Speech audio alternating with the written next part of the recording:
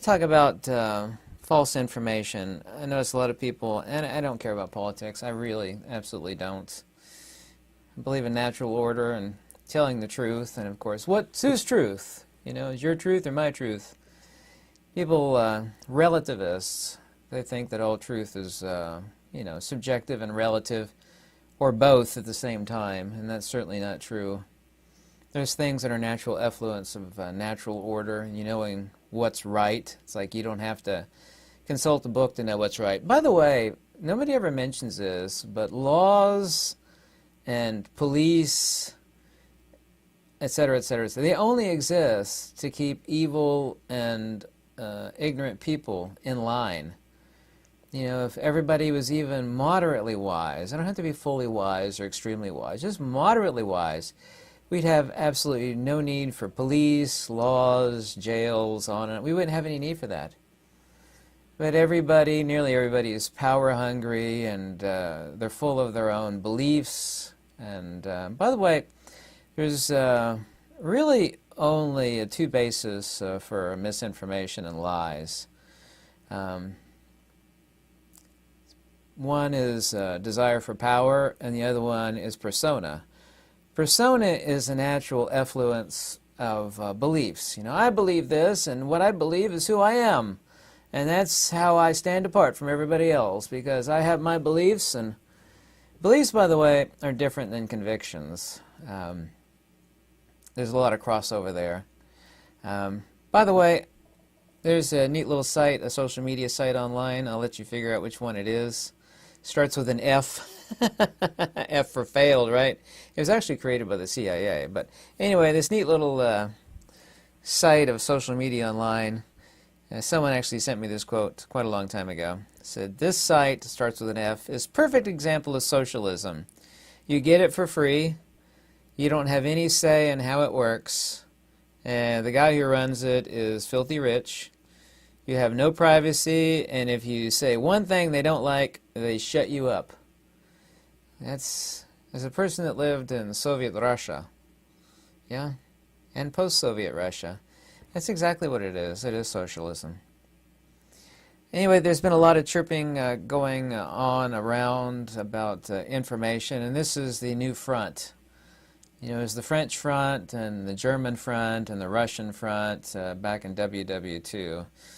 The new front, especially this is the front of AI and the front of information.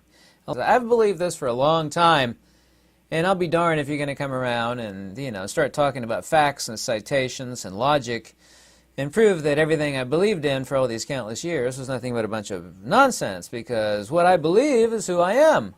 Disinformation is a fancy word for lying. It's a kind of a subset of propaganda. Propaganda is using facts or opinions to try to convince somebody of your point of view. It may be a domestic audience or a foreign power, something like that. But disinformation is a variety of propaganda in which the people producing it deliberately present false information. In short, they know they're lying. Back in the 1930s, the two masters of disinformation were Hitler and Stalin. Both of them produced what could be called the big lie. Hitler produced deliberately false information about German Jews, about Germany's history in World War I. Stalin and the Soviet Union lied about a famine that was killing millions of people. He lied about the superiority of the Soviet system. So modern disinformation, which is sped along with newspapers and radio, TV, and now the internet, really is a kind of, although it goes all the way back to the Romans, the heyday of it, it becomes incredibly more common in the 20th century. In the 1930s with Hitler and Stalin, the big lie becomes overwhelmingly obvious. You know, Hitler's propaganda minister, Joseph Goebbels, actually said, and here he's giving away the fact that they know they're lying, he actually said that if you repeat something, however ridiculous, enough times, you can convince people of anything you want to convince them of.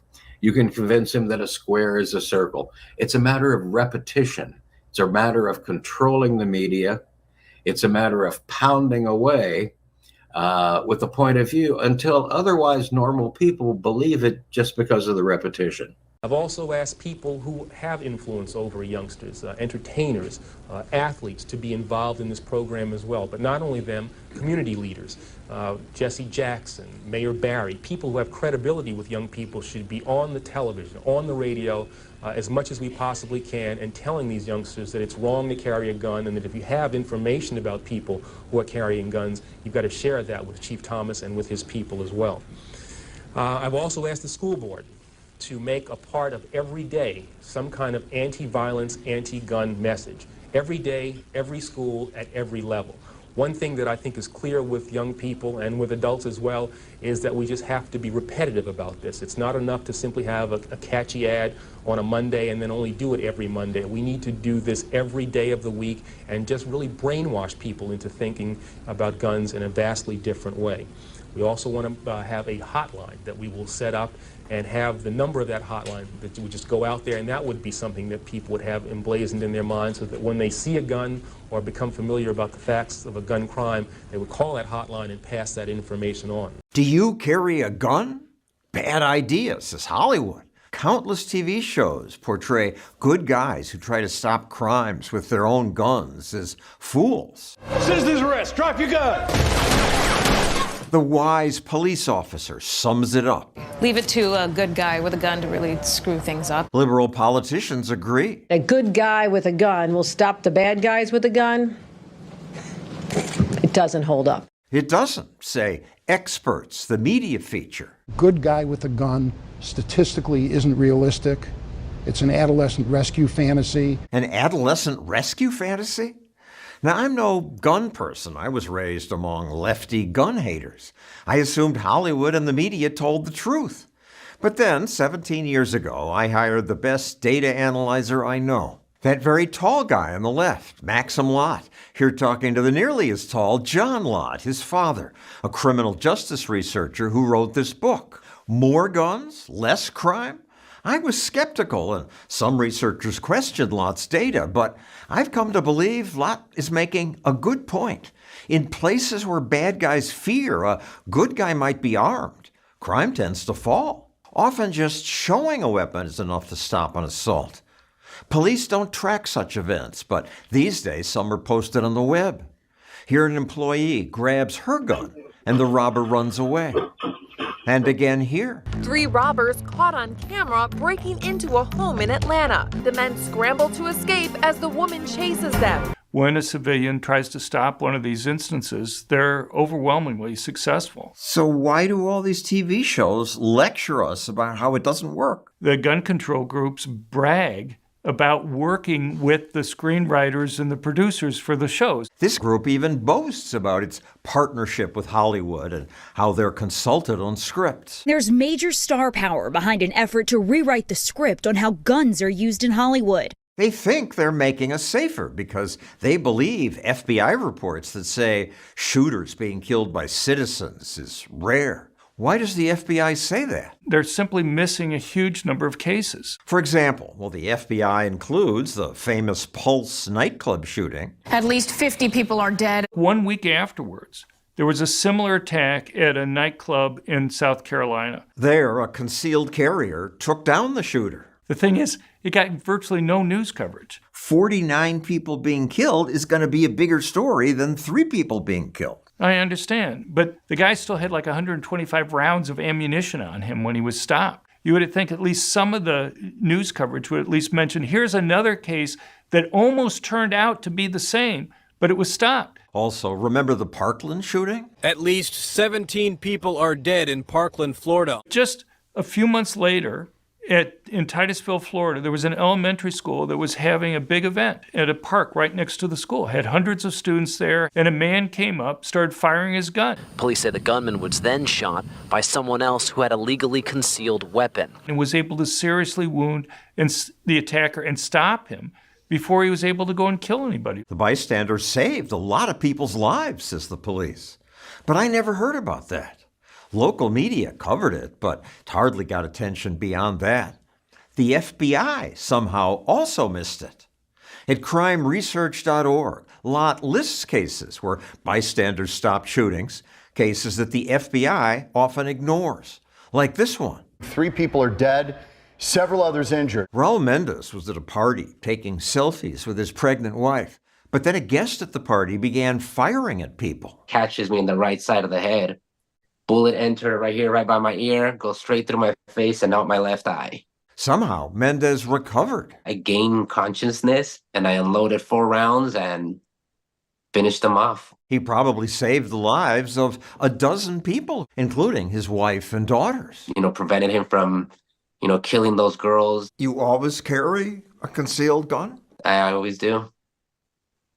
Why? It's just about being prepared. The FBI records instances like this, but somehow they have no record of your case. They're not recording the true numbers, guns actually saved. It's one of many cases like that the FBI is missing. It happened. Why wouldn't they include this? There's a lot of political views that people let infect their data. I had interactions with the people in the FBI. I had people go and tell me, well, I'm a Democrat, as a response, as if somehow that's how we determine whether or not to fix the data. The FBI, who carry guns, are anti-gun. It's just not believable. I think the people at the top, are more politically motivated than maybe your rank-and-file FBI agent. If they think that it would go against the narrative that they want to go and push, then they'll fight you. We asked the FBI about those cases they missed. They responded, their data is not intended to explore all active shooter incidents, but rather to provide a baseline understanding. Seems like they admit their data's incomplete. But the media sure don't. This kind of outcome is rare. This is very rare. No, self-defense is more common than they say, and it does stop lots of crimes. It'd be great if we could just get all guns to disappear. But the problem is that when you go and you ban guns, it's basically the most law-abiding good citizens who obey them. Every place in the world that's either banned all guns or all handguns has seen murder rates go up. Why would that happen? If you're primarily disarming their victims, you make it easier to commit the crimes. But the so-called experts still say there haven't been good guys with a gun who stop mass shootings. It's the kind of thing you learn from reading comic books. I was prepared and it saved lives. There's no comic book story about that. Those are facts. That's what happened. I was there. I'm sure there's many more out there that'll go unheard. Hello, I'm Don Daler, and this is 2020 in Touch. On Friday, we had a new entry in our series, Myths, Lies, and Downright Stupidity. Of the 10 myths we covered, and you won't be surprised at this one, the most talked about was gun control reduces crime. Here's John Stossel. It's about the weapons, the guns. Where did the killer get them? They're shocked at how easy it is to purchase a gun. It is simply too easy to obtain a firearm. The belief that gun control prevents gun crime is why many were upset this spring when a bombshell court ruling could put handguns back in D.C. homes. A court threw out Washington, D.C.'s 30-year ban on guns. And that's outrageous, said public officials. More guns very simply lead to more violence. I don't know how anyone can be serious in saying that, because the gun violence went up when they banned handguns. Tom Palmer's one of the plaintiffs who sued D.C. over the right to have a gun. He's correct about gun violence going up. Since Washington's gun law passed, the murder rate actually increased, even while America's murder rate dropped. It's because guns can also save lives, says Palmer, as one saved his years ago in California. We were walking on the street, and this group of young men took really strong exception to that. They stood up. 19 or 20 young guys followed us, and they told us, we're going to kill you, they'll never find the bodies. And I turned around and showed them the business end of a pistol. Just pulling out the gun was enough to stop them. Yeah, it works. Merely having a weapon and being able to display it when I was threatened saved my life. Now you may think that carrying a gun, as Palmer did, is illegal in most of America, but it's not. Many people don't realize that today in America, in about 40 states, it is legal to carry a concealed weapon on your person. And in those 40 states, there is no more violent crime or murder than in states where guns are restricted. The town of Kennesaw, Georgia, went a step further and passed a law requiring every household to have a gun. Did they then experience a crime wave? No. Well, after the city ordinance passed, there was actually a decrease in reported crime in the Kennesaw area, especially violent crime. Now, I don't want politicians ordering me to have a gun, and the law isn't enforced here. But townspeople we talk to like the law. I think it makes people think twice. This is a very peaceful place to be. We should have guns. I mean, that's what free society do. These maximum security felons said they fear an armed victim much more than the police. When you go to rob somebody you don't know, it makes it harder. And they said gun laws don't matter to them. They don't obey them. I'm not worried about the government saying that I can't carry a gun. I'm going to carry a gun anyway. It's impossible to know exactly how often guns stop criminals because who reports a crime that doesn't happen? But people use guns in self-defense every day. Often just showing a gun is enough to prevent the crime. When robbers broke into Joyce and Raymond Pappin's home and attacked Raymond, he yelled, "Get the gun, get the gun." Joyce did, and when the robbers saw it, they ran away. Boy, when he saw the gun, he just started running, and they weren't just walking fast, they were running. They had boots on, you could hear them boots a-clopping. Joyce says having a gun changes the balance of power. And here's a controversial idea. Some Virginia Tech students say they wish students had been allowed to carry guns, because one of them might have stopped the killer before he shot so many people. And that's what happened 5 years ago at the Appalachian School of Law. Hearing shots, 2 students went to their cars, got their guns, and helped restrain this shooter until police arrested him. One of the things that the gun does is it equalizes unequals. My mom told me when I was a young boy, because she was armed, she was never afraid. So, gun control isn't necessarily crime control. In fact, the National Academy of Sciences reviewed hundreds of studies and could not document a single gun regulation that reduced violent crime or murder. If someone gets into your house, which would you rather have, a handgun or a telephone? You can call the police if you want, and they'll get there, and they'll take a picture of your dead body. But they can't get there in time to save your life. The first line of defense is you.